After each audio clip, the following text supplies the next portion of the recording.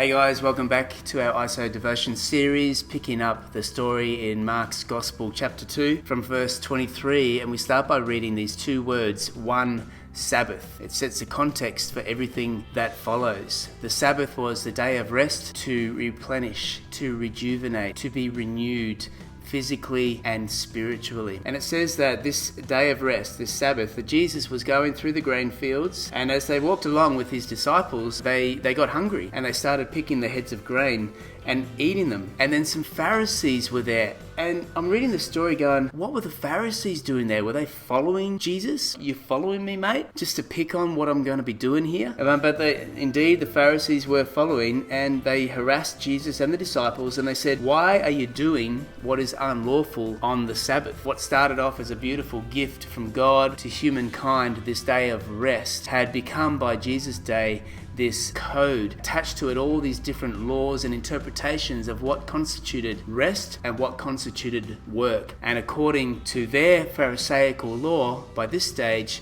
walking through the grain fields, picking some grain and eating it was too much work to be done on their day of rest. And so they copped an earful again. Jesus doesn't defend himself or his disciples. He simply gives the Pharisees a history lesson. He recalls to them the account of David, King David, who was a man that the Pharisees revered and looked up to. In the days of Abiathar, the high priest, he said, David entered the house of God and ate the consecrated bread, which was lawful only for priests to eat. And he also gave some to his companions. So technically, David broke the law that these Pharisees are so keen to defend. And he continues and he says, the Sabbath was made for man, not man for the Sabbath. So Jesus is getting behind the letter of the law. He's going beyond that to look at the heart of the matter, as he so often does. He's bringing it back to the gift from God, that this gift, this Sabbath, this day of rest was made to benefit man, to give us rest spiritually, relationally, physically, to put a pause or a reset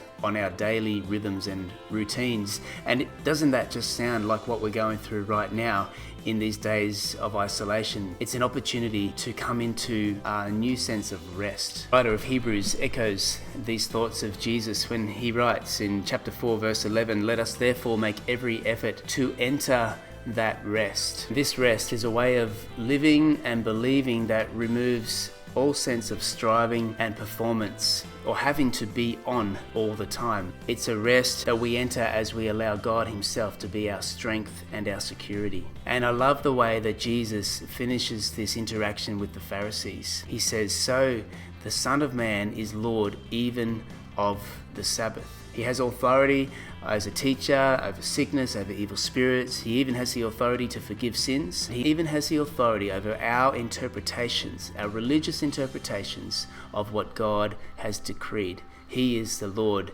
even of the Sabbath.